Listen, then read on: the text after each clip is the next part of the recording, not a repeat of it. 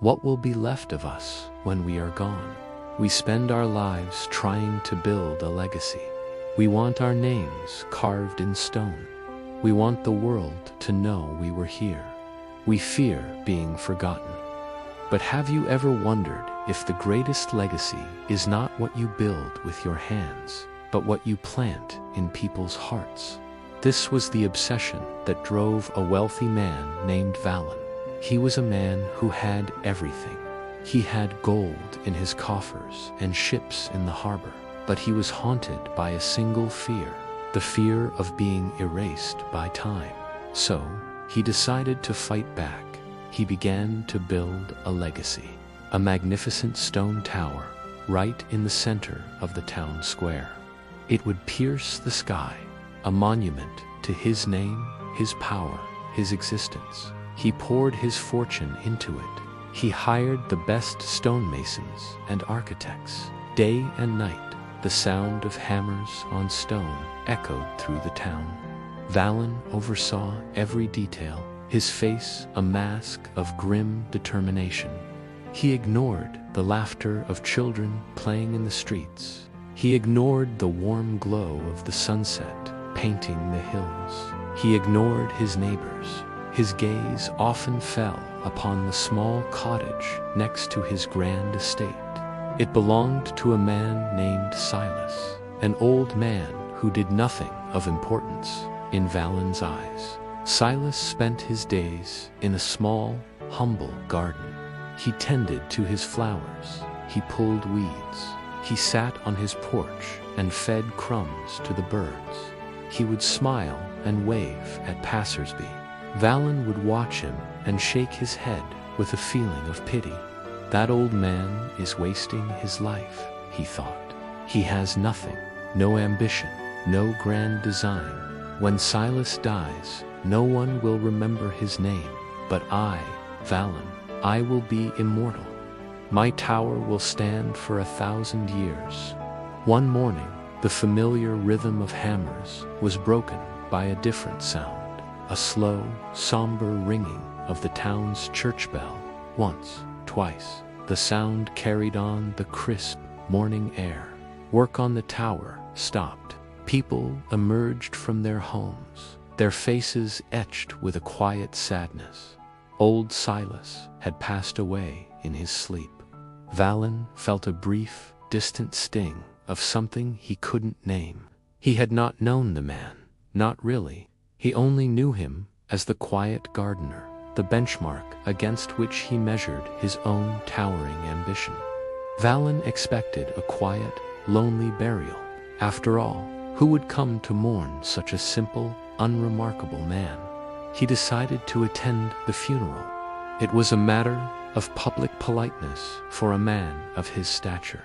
He expected an empty church, a few distant relatives, and then a swift return to his important work. He was wrong. When Valen arrived, he had to stop. He was shocked. The church was not empty. It was overflowing. The entire town was there, spilling out into the churchyard. He saw the baker, the blacksmith, the seamstress, the mayor. He saw families he had only ever seen from a distance. And they were not just attending out of duty. They were weeping, truly weeping. Their faces were streaked with tears of genuine loss. Children, too young to understand the finality of death, clutched small, colorful bouquets. The flowers were from Silas's garden. Valen recognized the vibrant purples and sunny yellows. Even the trees around the church seemed full of life. Birds, the very ones Silas used to feed, were singing a chorus in the branches. It was not a scene of quiet, lonely mourning.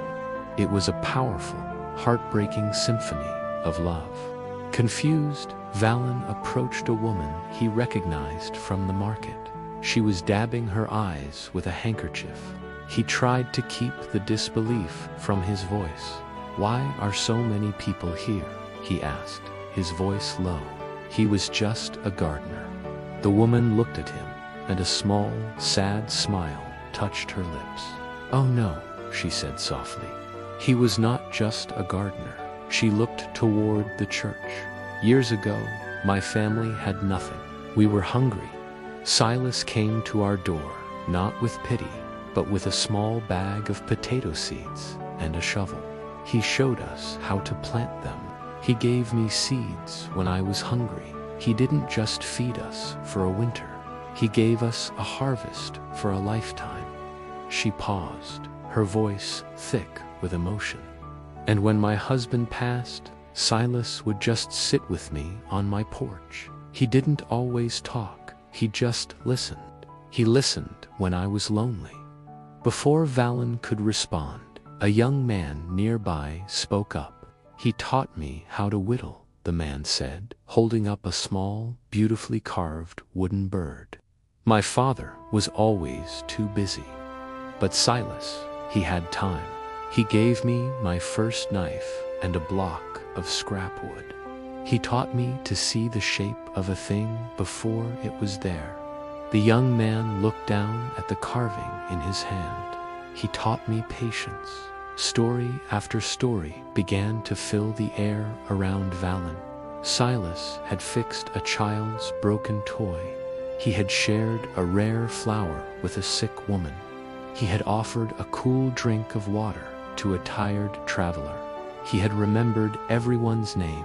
He had shared his time, his knowledge, his kindness. His life had not been empty at all. It had been full. And in that moment, a profound realization struck Valen, as clear and solid as the stones of his own tower. A metaphor bloomed in his mind. The stone versus the seed. He thought, I am building a tower of cold stone, a monument that pushes people away, forcing them to crane their necks and look up at me from a distance. Silas planted seeds, thousands of tiny seeds of warmth, of help, of connection. They did not push people away.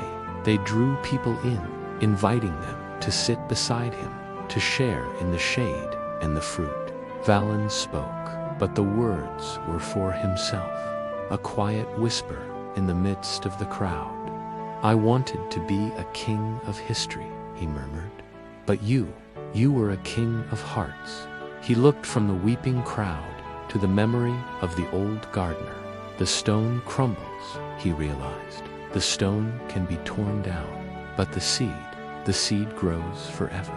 It was like a bolt of lightning, a sudden, brilliant flash of understanding that illuminated everything. Valen turned and looked into the distance. He could just see the top of his unfinished tower over the trees. For the first time, it didn't look magnificent. It looked lonely.